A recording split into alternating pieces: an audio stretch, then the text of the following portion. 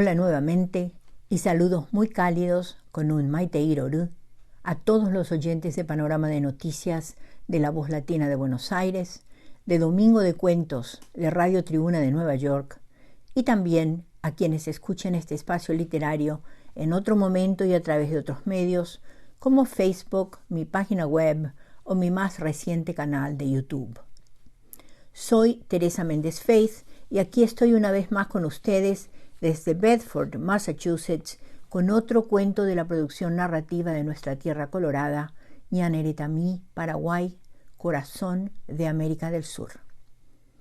El relato escogido para hoy se titula No hay culpa que dure 100 años y es de Blas Brites, joven escritor que en 2013 fue galardonado con el prestigioso premio Elena Amatuna de cuento corto, justamente por el cuento aquí presentado.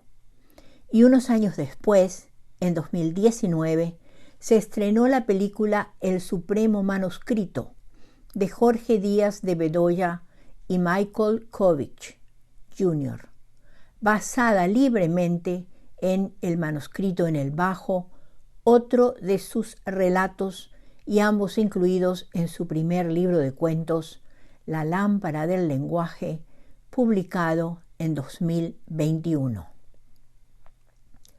Con respecto a No hay culpa que dure 100 años, dedicado a Javier Viveros, primer lector, es el texto que da inicio a los 7 que forman parte de La lámpara del lenguaje.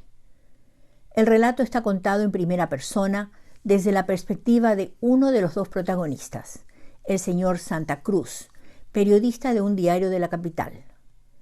Estructurado en forma de diálogo entre este y el señor Damián Centurión, que llega al periódico porque necesita hablar con él, la trama se va revelando a través de la conversación que tienen ambos durante su almuerzo en un restaurante del centro de Asunción.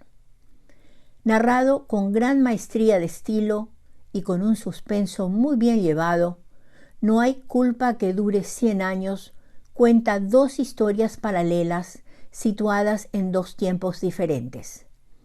La de los dos protagonistas, los señores Santa Cruz y Centurión, situada en Asunción en 2011, bicentenario de la independencia, y la de sus respectivos bisabuelos, situada 100 años antes, en 1911, centenario de la independencia, y también en Asunción. Y ya no digo más. Mejor escuchemos ahora lo que nos dice el mismo Blas sobre sus cuentos en general y sobre No hay culpa que dure 100 años en particular. Cuando le pregunté si podía compartir aquí algo sobre la génesis de su libro La lámpara del lenguaje y después otro algo sobre No hay culpa que dure 100 años en particular, si tal vez estaba inspirado en una experiencia real de él o de alguien conocido, en algo leído, escuchado, soñado, o si era pura imaginación, algo híbrido que tiene dosis de ficción y de realidad, me contestó lo siguiente, y lo cito textualmente. Los cuentos, como se explica en la breve nota inicial, datan en su mayoría de la primera década de este siglo. Son, digamos, relatos expurgados de un grupo más amplio de cuentos escritos todos en esa década. Mi preocupación principal entonces era encontrar cómo decir con la lengua literaria el contexto de urbanización acelerada que vivía el país, sobre todo desde el año 2003. Además, las 7 historias que finalmente se publicaron tenían consigo otra particularidad, la preocupación por el lenguaje, por las escrituras de la ciudad letrada y la que no lo es. Por eso creo que hay en el centro de todos los cuentos textos o imágenes que operan como disparadores del sentido y a veces de la trama.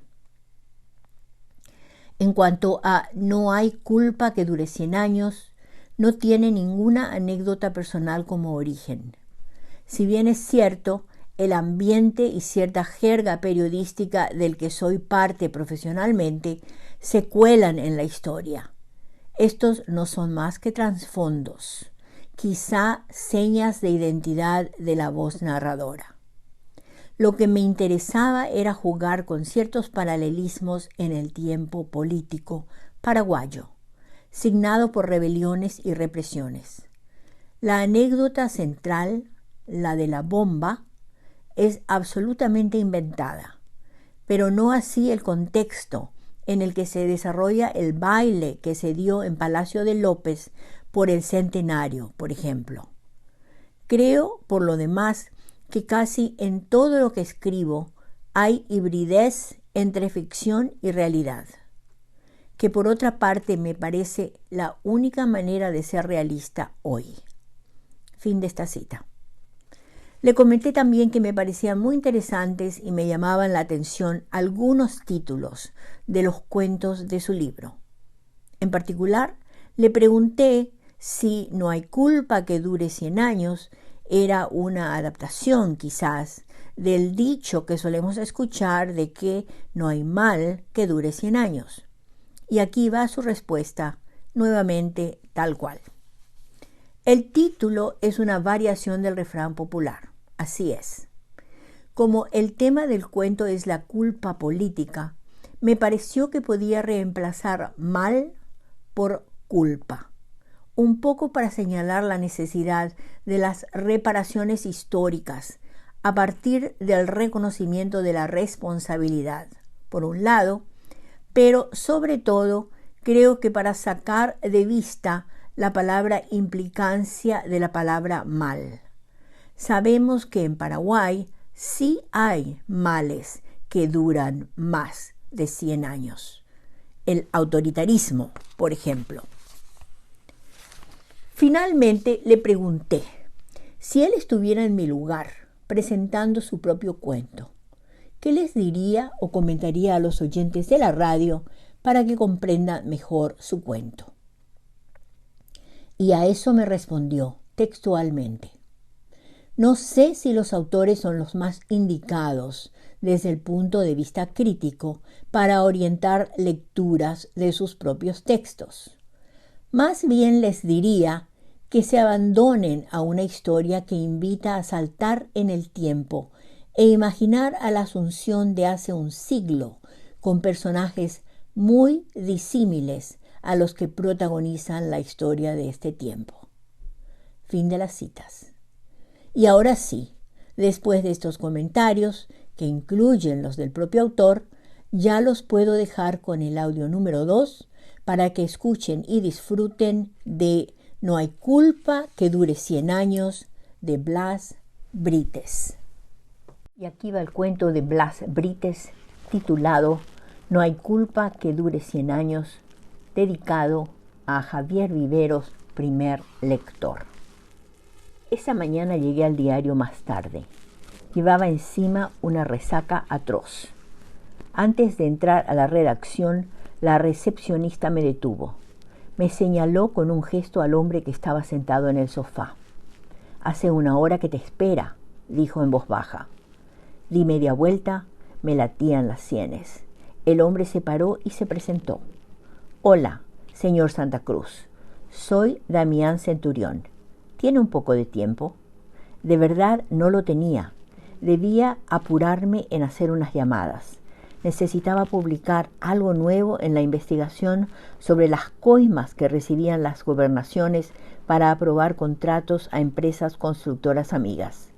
Si no, los lectores al otro día se encontrarían con la redundancia típica de los temas que se alargan artificiosamente, es decir, la agonía de la investigación, los aburridos prolegómenos de su muerte. La verdad que ahora no tengo tiempo. Puedo seguir esperando lo que haga falta. Es importante. Titubeé un rato. Pensé que mi negativa lo mandaría a casa, como suele suceder. Luego ya no vuelven, convencidos finalmente de que no vale la pena denunciar su caso. Le dije que hablaríamos si me podía esperar una hora más. Asintió. Esa hora que le pedí se convirtió en una más, como yo mismo preveía. Albergaba el deseo de que el hombre se hubiera marchado. Ya no me dolía la cabeza, pero seguía sufriendo un cansancio intolerable.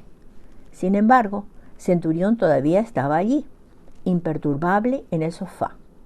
Debía tener más o menos mi edad, pero llevaba el cabello incipientemente encanecido. Me senté a su lado. ¿Usted ya almorzó?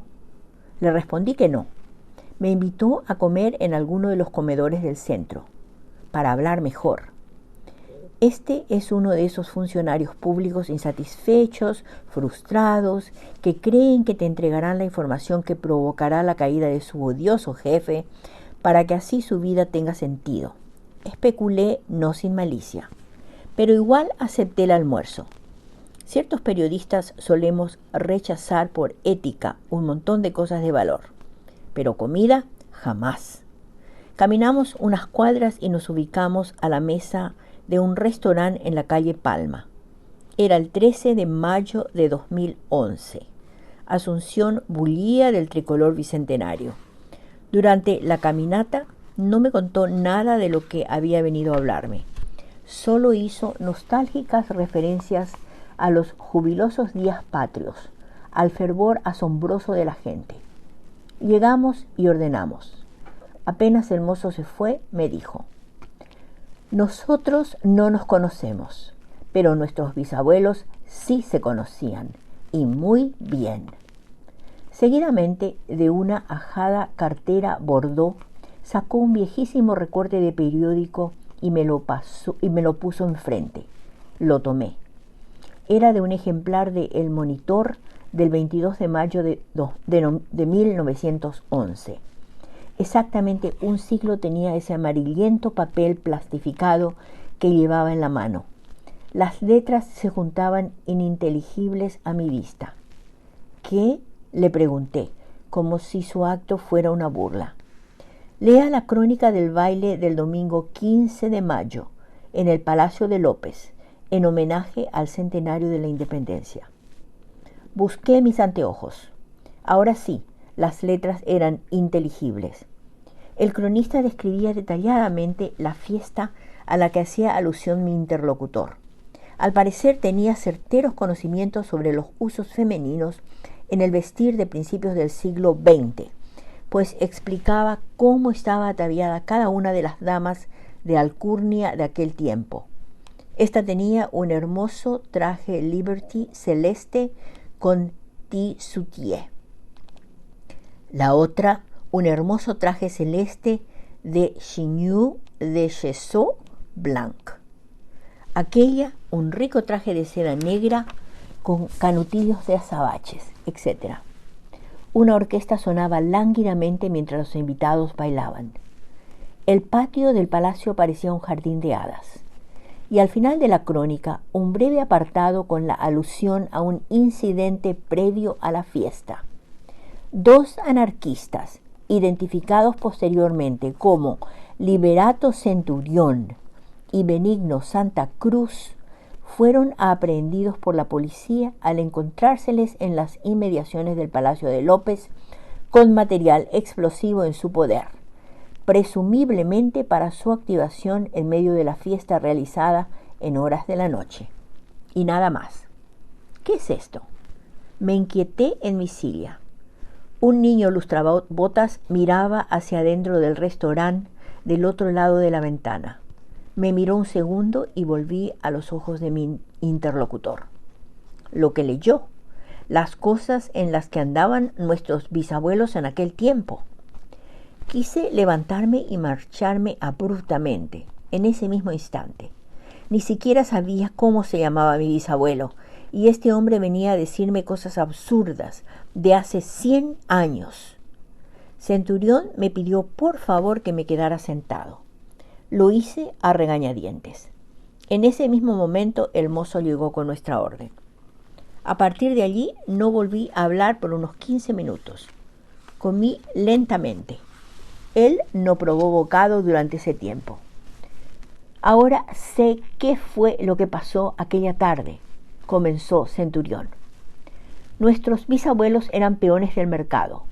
Se conocieron en 1905 en una taberna del puerto, como consta en una especie de diario que llevaba Liberato Centurión. Su bisnieto metió otra vez la mano en la cartera negra que tenía a un costado y sacó un cuadernito destartalado. Me lo pasó. Me contó que Liberato, a diferencia de sus compañeros de trabajo, incluido mi bisabuelo, había terminado el 6º grado y sabía leer y escribir. Ambos trabajaban en el mercado Guazú desde fines de 1909. Los salarios eran míseros, como siempre. Liberato cuenta en el diario, me explicó Centurión, que Asunción comenzaba a hervir de reivindicaciones de los trabajadores en los años en que conoció a Benigno. Había un grupo pequeño de anarquistas en otros rubros de obreros y artesanos. Entre los peones, el único anarquista, analfabeto y todo, era mi bisabuelo. Ese 1911, anotó Liberato el 19 de marzo, según pude leer luego en mi casa, es no solo el año del centenario, sino también el del estado de sitio permanente del oscuro Sikh coronel Albino Jara. Fusilaron a Adolfo Riquelme y todo. Los 100 años de la patria no podían encontrar peor momento para ser festejados, afirmó. Tenía la vista fija en el cuaderno. Los trabajadores como Liberato y Benigno tampoco podían elegir circunstancia menos propicia para pedir aumento salarial, pero así pensaban hacerlo en mayo de ese mismo año. Más tarde, sentado en el sofá de mi departamento, leí en el diario. El mes empezó difícil. Era la entrada del 1 de mayo de 1911. Nos reunimos los trabajadores en la Plaza Uruguaya para festejar nuestro día, pero un escuadrón de seguridad nos vigilaba de cerca. Ningún orador podía hablar de ningún aspecto de lo que sucede en el país. Un abogado español, cuyo nombre no recuerdo, subió a la tarima y se animó, sin embargo, a ponerle nombre y apellido a los culpables de nuestra miseria, los gobernantes. Aquel mediodía comía en un restaurante del siglo XXI. Un hombre me contaba qué había pasado entre nuestros bisabuelos a comienzos del siglo XX. Fuera de allí, de vez en cuando, el bocinazo de un auto festejaba el flamear de una bandera en las manos de un transeúnte. Eran como las 3 versiones del Paraguay en un mismo tiempo. Tu bisabuelo anarquista convenció al mío de que promovieran una huelga de los peones del mercado. La idea era declararla el 16 de mayo de 1911, luego de las celebraciones, pero solo pudo ser declarada el 22 de mayo. Y todo a causa de la historia de la bomba de una semana antes en el baile en el Palacio de López. Centurión habló mientras el mozo se llevaba los restos de mi almuerzo. Según él, mi bisabuelo persuadió al Liberato para realizar una acción radical, totalmente loca, poner una bomba en el Palacio de López el día del baile por el centenario. Así por lo menos lo cuenta este. Él creía que así conseguiríamos agitar la situación política para que los mismos trabajadores tomaran el poder, aprovechando la confusión. Algo absurdo desde donde se lo mire, escribió en julio de ese año, cuando una amnistía de su tocayo, el presidente Rojas, lo dejó salir de la cárcel. La comida se le había enfriado a Centurión. Mientras yo leía a saltos el diario de Liberato, él probó unos bocados y pidió al mozo que le retirara el plato. Le traje una copia de ese diario. La sacó de su cartera, la puso frente a mí y me arrancó de las manos el original. Llévesela. En la última página entenderá por qué he venido a contarle todo esto. No hace falta nada más. Con eso basta. Guardó el diario y el periódico. Me miró fijamente a los ojos. El perdón no tiene tiempo, señor Santa Cruz. Se levantó, me dio un apretón de manos y fue a la caja a pagar la cuenta. Todavía confundido, leí la última página del diario. Centurión caminaba hacia la salida. Decía escuetamente la entrada del 20 de diciembre de 1911. Benigno fue asesinado hoy en su celda. Nunca pude pedirle perdón por mi delación, por mi traición. Ojalá este diario alguna vez, si es que eso es posible, encuentre la absolución que no merezco. Fin de la cita. Levanté la mirada para buscar a Centurión. Ya no estaba. La puerta vaivén del restaurante se movía de un lado para otro. Fin del cuento. Y aquí van datos biobibliográficos para Blas Brites. Información que me pasó el mismo autor. Blas Brites nació en Asunción en 1981. Periodista y narrador.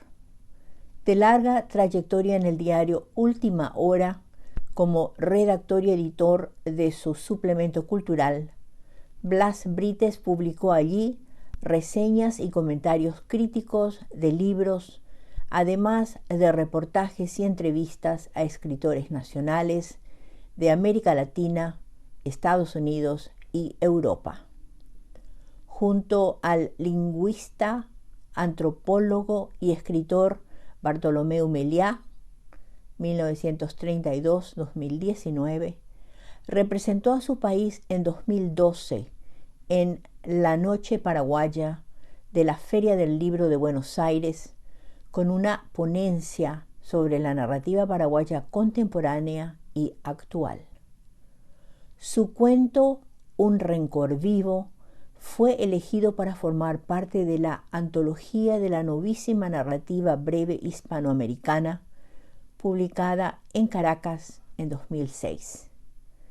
En 2013, su cuento No hay culpa que dure 100 años ganó el premio de cuento Elena Amatuna. Y en 2019 fue estrenada la película El Supremo Manuscrito de Jorge Díaz de Bedoya y Michael Kovich Jr., basada libremente en el manuscrito En el Bajo, otro cuento de su autoría. Los 3 títulos forman parte de La Lámpara del Lenguaje, de 2021, su primer libro de cuentos. Es también columnista de temas culturales y políticos y autor de diversos textos críticos y de ensayos publicados en revistas nacionales y extranjeras.